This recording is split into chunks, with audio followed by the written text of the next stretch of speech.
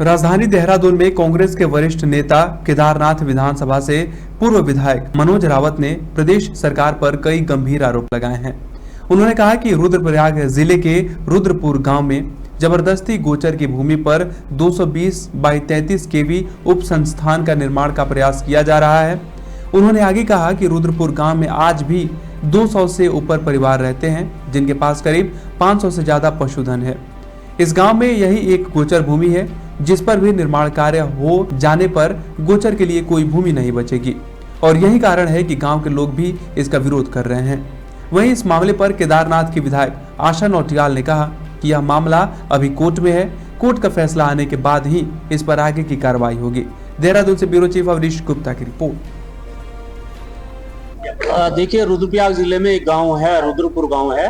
वो केदारनाथ तीर्थ पुरोहितों का गांव है और भकुंड केदारनाथ के भकुंड भैरव के पुजारी हैं। उस गांव की विशेष परिस्थिति है। उस गांव के पास गौचर भूमि के अलावा न गौचर के रूप में कोई जमीन है, न जंगल के रूप में कोई जमीन है। उस गौचर की भूमि को सरकारी अधिकारियों ने षड्यंत्र करके और फर्जीवाड़ा करके पिटकुल नामक सरकारी कंपनी को दे दिया है और लगभग 10 में वन भूमि हस्तांतरण हो गया है और 13 में इन्होंने लीज करी है। जो सुप्रीम कोर्ट के छत्तीसगढ़ सरकार बनाम पाकुर जागरण समिति निर्णय के विरोध में है। उत्तराखंड सरकार के जीओ हैं कि आप गौचर की भूमि नहीं दे सकते हैं। उसके बावजूद गौचर की भूमि गांव वालों से धोखाधड़ी करके सरकार ने ली है। ये ग्रामीण लोग हर स्तर पर अधिकारियों से लेकर के मुख्यमंत्री तक के विरोध कर चुके हैं, लेकिन इसके बावजूद 18 मार्च को स्थानीय प्रशासन, पुलिस, पिटकुल और ठेकेदार गुंडागर्दी के साथ इनके गांव में आया। महिलाओं के साथ बहुत अभद्रता हुई है। महिलाओं के गहने छीने गए हैं। महिलाओं की चूड़ी, आज भी उस सड़क पर महिलाओं की चूड़ियां गिरी हुई हैं, चूड़ियां तोड़ डाली गई हैं। ऐसी अभद्रता आज तक के पहाड़ के इतिहास में कभी नहीं हुआ है। तो ये लोगों ने हम तय किया है, रुद्रपुर गांव के लोगों ने और हम स्थानीय प्रतिनिधियों ने तय किया है कि हम अपनी जान दे देंगे, लेकिन अपनी गौचर की भूमि नहीं देंगे। देखिए, मैंने पहले भी कहा है कि मामला कोर्ट के विचाराधीन है। तो जब कोर्ट का डिसीजन उसमें आएगा, उसके बाद हम आगे उस पर चर्चा कर पाएंगे। क्योंकि मैं भी गांव वालों के जो जहां पर वो निर्माण होना है, मैं भी वहां गई थी।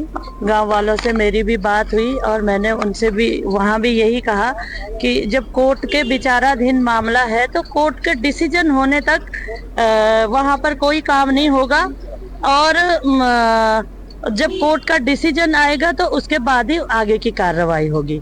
वहाँ के लोग उन्होंने कहा कि माननीय मुख्यमंत्री जी से भेंट वार्ता करनी है।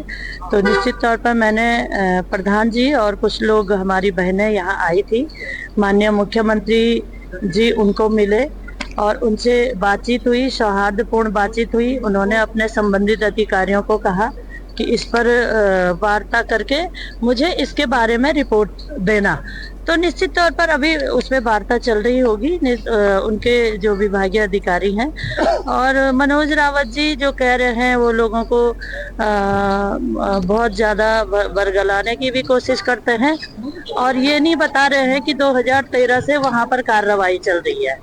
अगर 2013 से वहाँ पर कार्रवाई की शुरुआत हुई है तो तत्कालीन सरकार ने क्यों वहाँ पे काम शुरू करने का प्रयास किया?